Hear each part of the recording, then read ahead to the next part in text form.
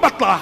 Kalau Anda bilang imam besar itu punya belas kasihan, tapi Anda menutup tembok-tembok yang tidak memungkinkan orang mengalami Kristus.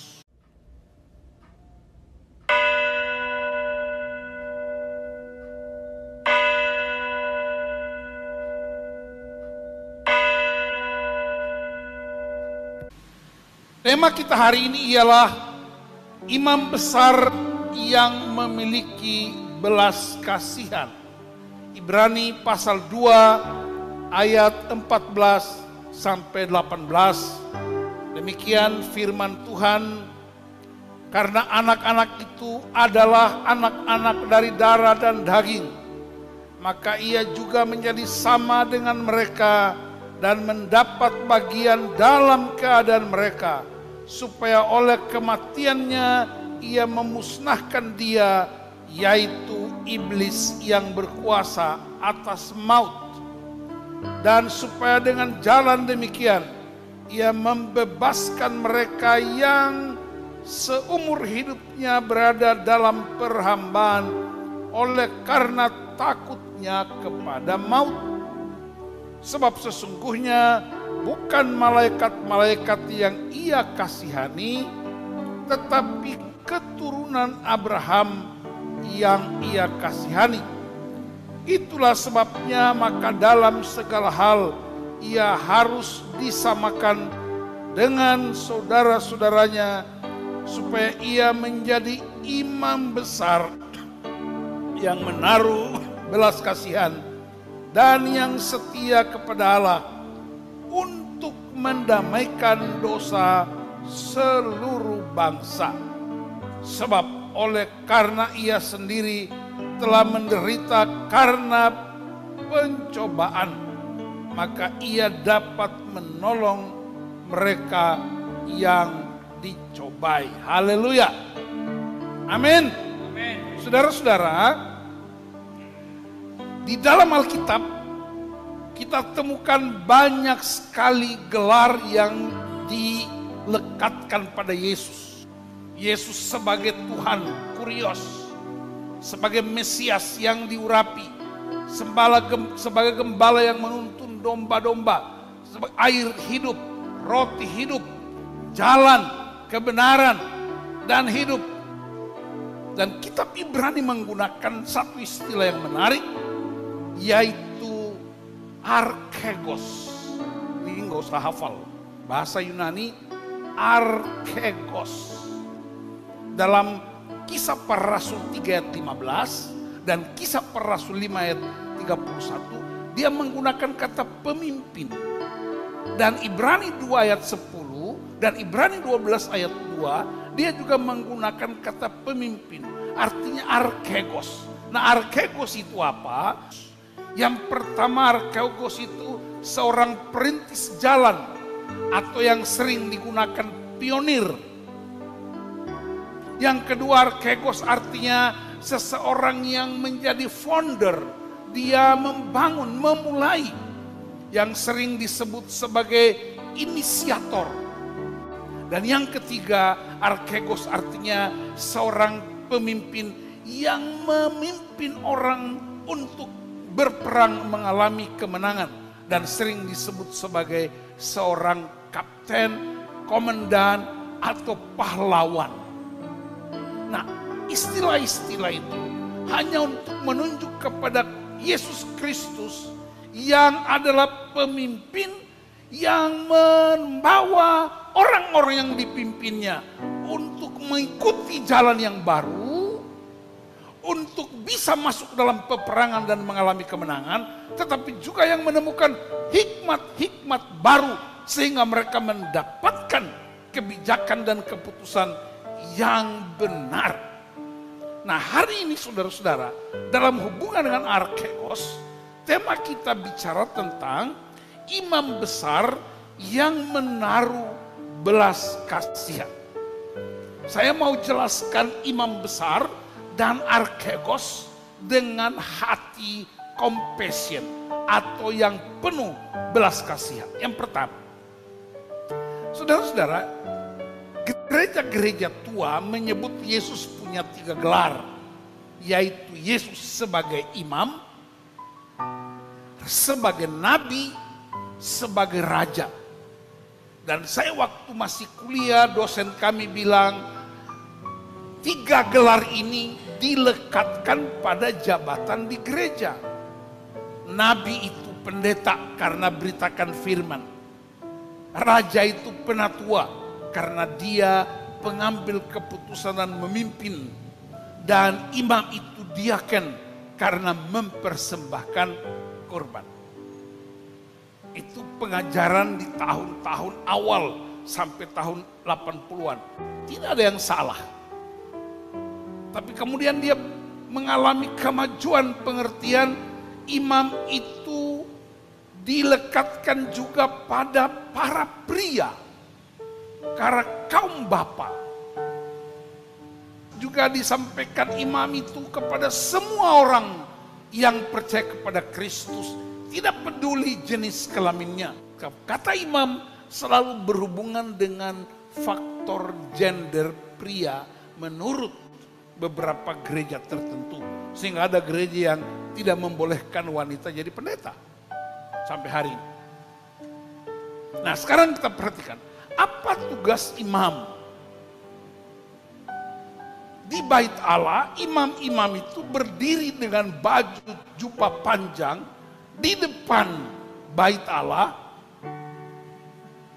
dan menyambut umat yang hendak datang ke bait Allah untuk beribadah, untuk menyembah, dan untuk menyampaikan semua keluh kesah dengan cara mempersembahkan kurban.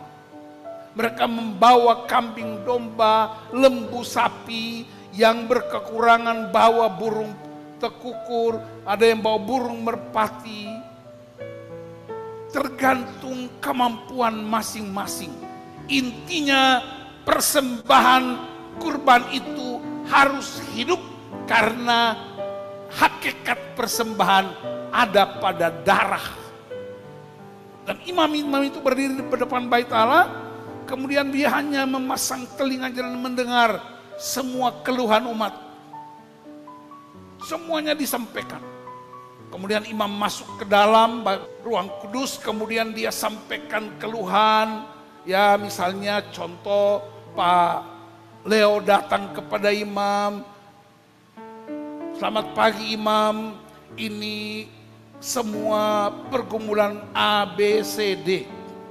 Apalagi? Ini dosa-dosa saya A, B, C, D, E, F, G. Kok lebih banyak ya dosa daripada pergumulan? Lalu kemudian imam bilang, mana bukti kamu mempersembahkan, meminta pengampunan dosa?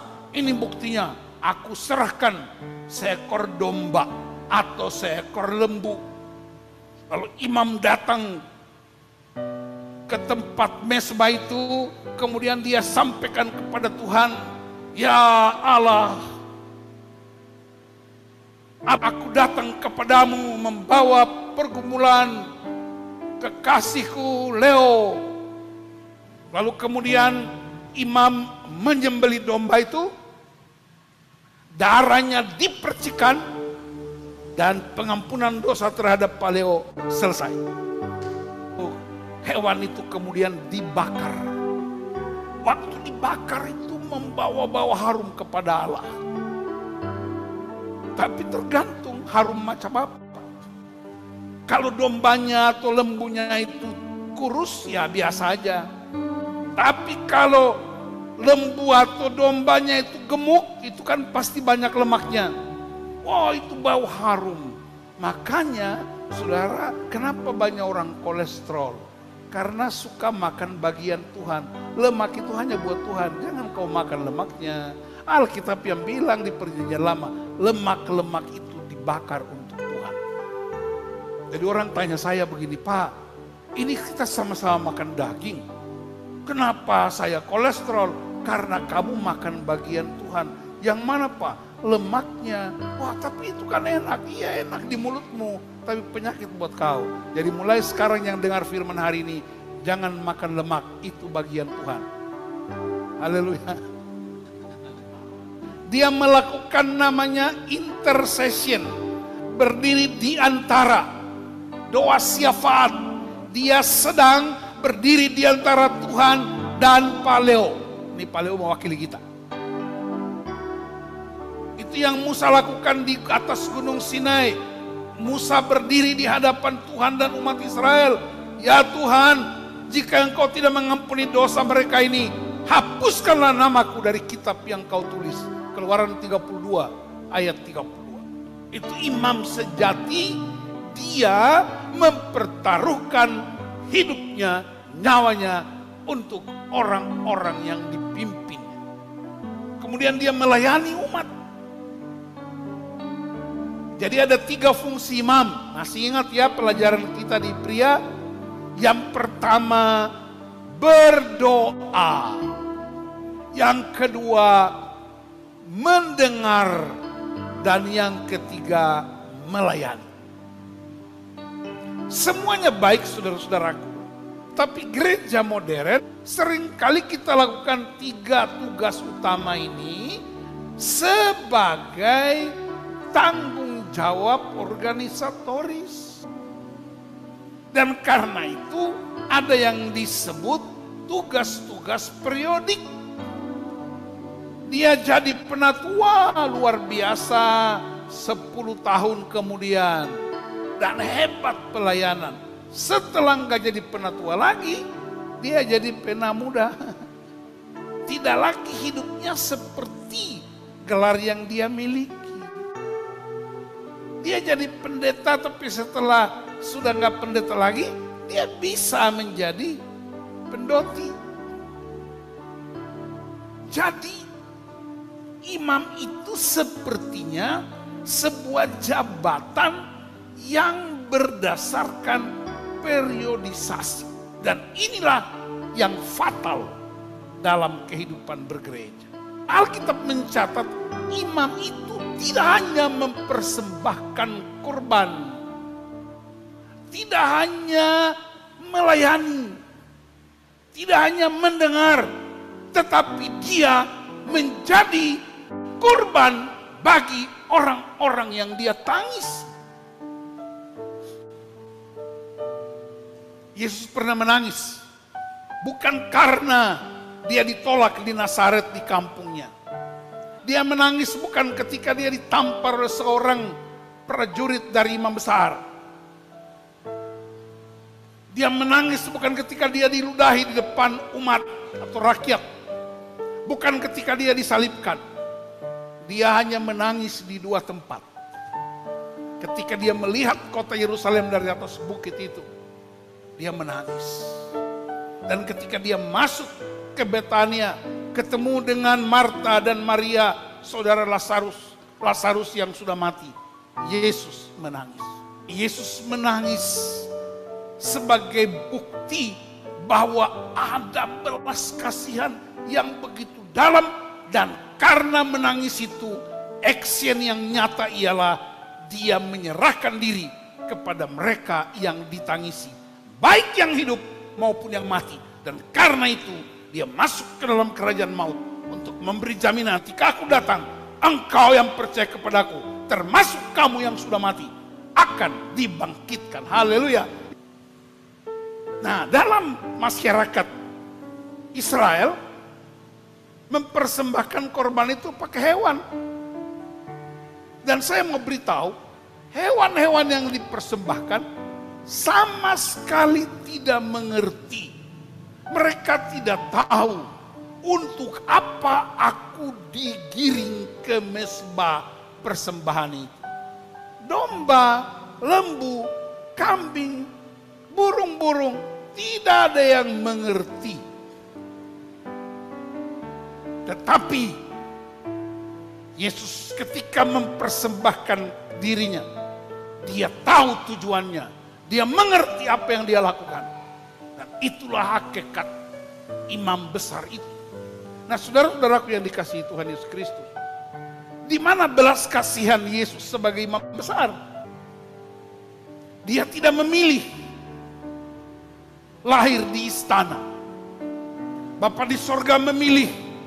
Dia lahir di tempat yang hina, Berarti dia ikut merasakan, ikut terlibat, ikut menjadi sama-sama dengan saudara-saudaranya kata ayat tadi.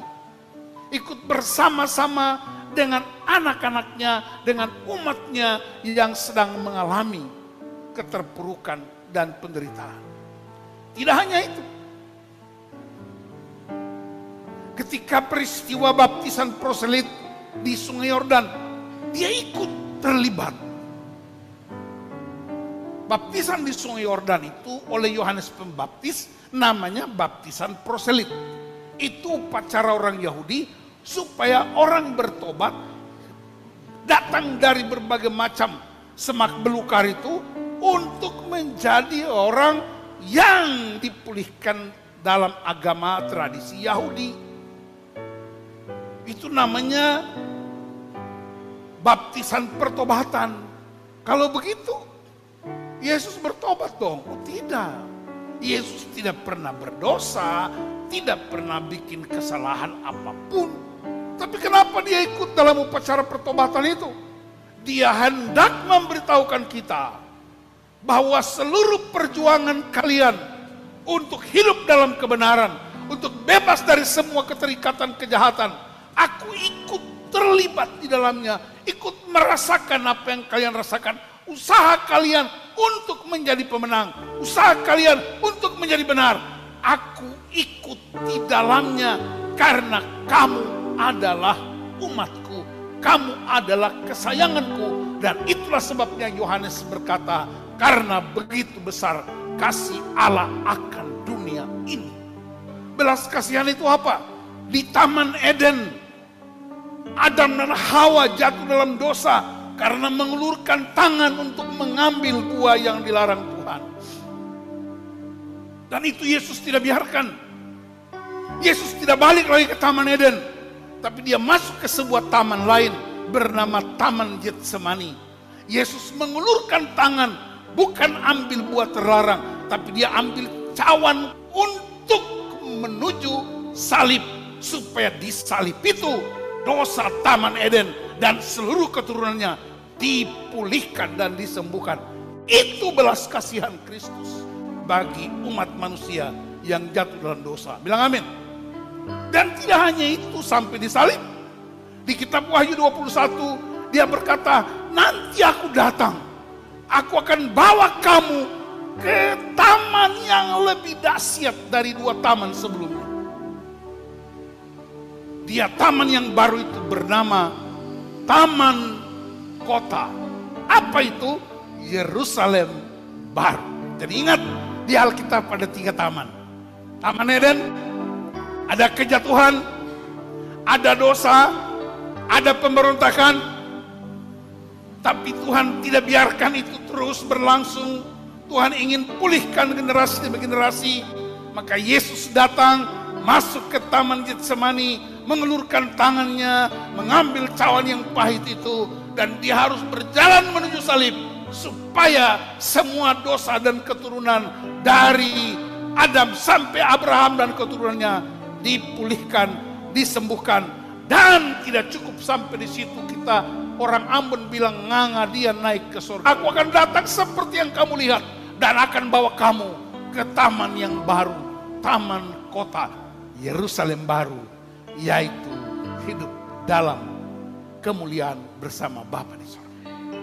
Dan itu yang disebut compassion, imam besar yang tidak hanya turut merasakan, tapi dia mempersiapkan semuanya.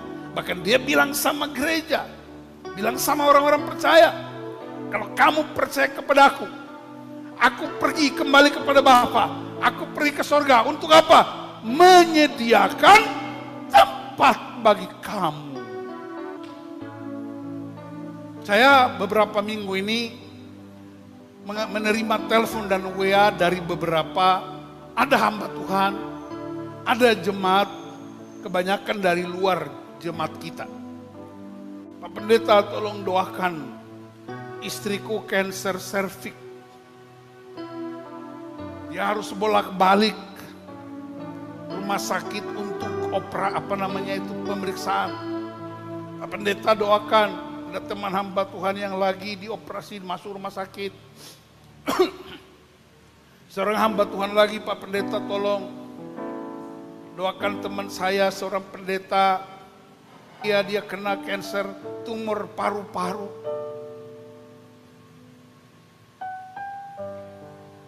Dan saya tidak sekedar menulis di WA, saya turut mendoakan. Tapi saya bertelepon, kemudian saya atur waktu untuk mendatangi mereka, berkunjung kepada mereka, mendoakan, dan kalau ada berkat sekedar ngisi pulsa. Tapi pemimpin-pemimpin modern yang saya kenal, stafnya disuruh telepon, sakit apa langsung diumumkan. Seorang hamba Tuhan yang masuk rumah sakit karena pekerjaan begitu menyita waktu. Saya waktu telepon istrinya bilang, Pak, mereka nggak ada satupun yang telepon kami. Karena itu saudara-saudaraku, imam itu bukan sekedar berdoa, kami turut dalam doa.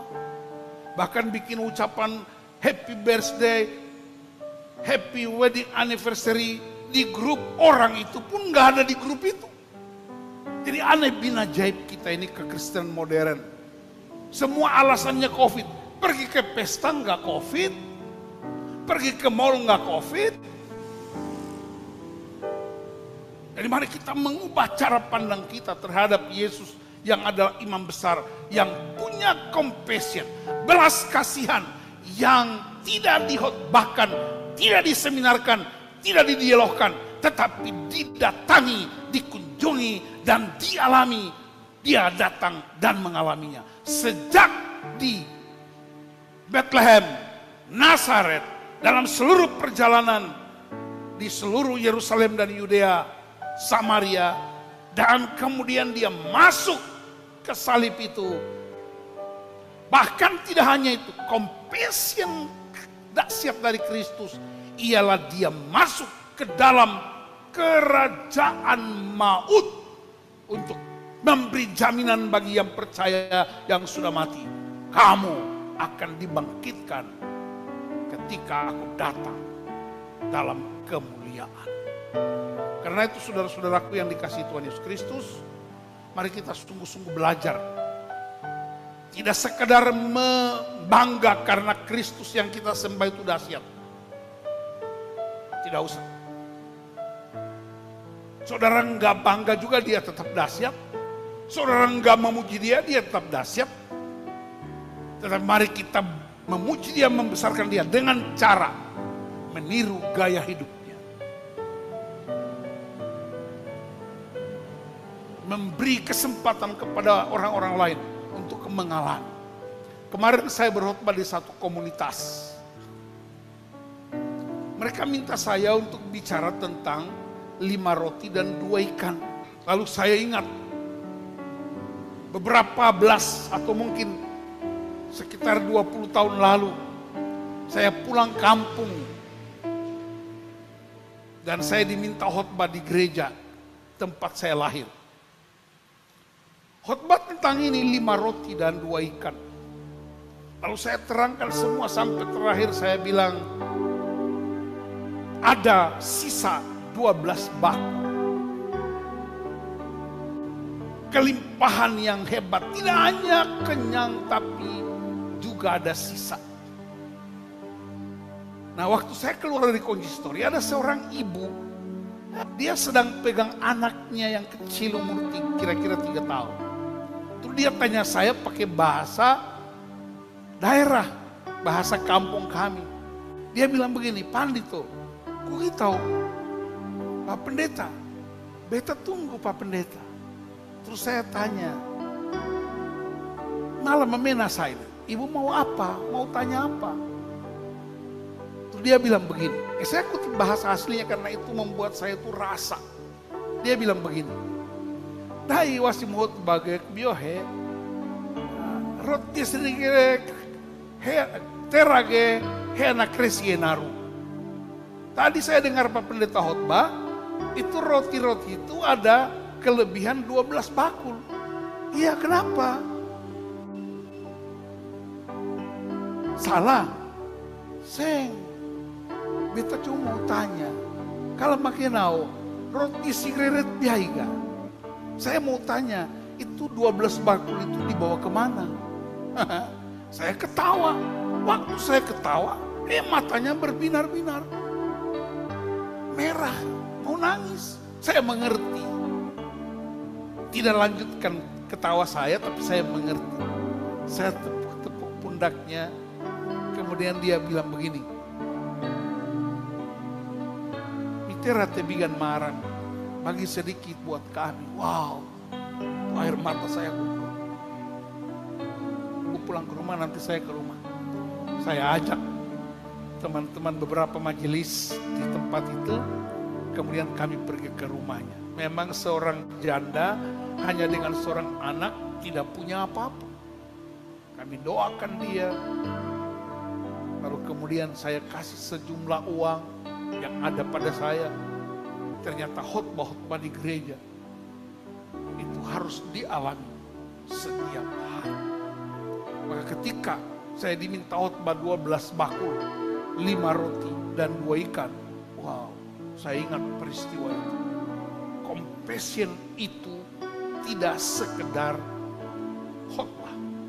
Compassion bukan sekedar doa, tapi compassion, belas kasihan itu terlibat di dalam dan ikut merasakan, ikut mengalami, bahkan ikut membebaskan.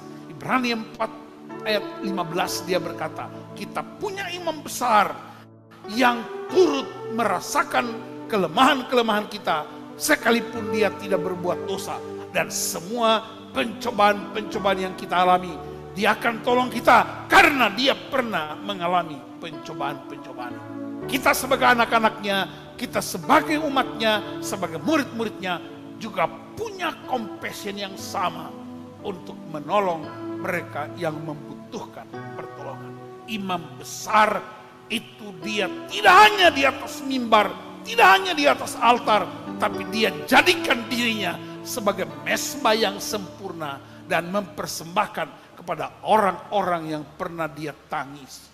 Banyak pemimpin-pemimpin yang hanya mengurusi jemaat dengan surat, WA, internet, tapi enggak pernah ketemu dan merasakan apa yang mereka alami. Jangan pakai kas majelis untuk menunjukkan passion kita. Kalau ada orang sakit, kas majelis. Ada orang lapar, kas majelis. Baca kitab satu Tawari yang sering kita kutip dalam persembahan kita. Ya sekarangnya Allah kami. Siapakah kami sehingga kami mampu memberikan persembahan sukarela? Baca ayat itu baik-baik. Sebelum ayat itu, Raja Daud memberi lebih dulu, kemudian dia mengajarkan jemaat untuk mengucapkan. Seringkali saya berkata, kita ini hanya numpang kas majelis, numpang kas sinode, numpang kas persekutuan. Tapi pribadi-pribadi kita nggak pernah ikut terlibat, ikut merasakan dan mengalami apa yang mereka sedang rasakan.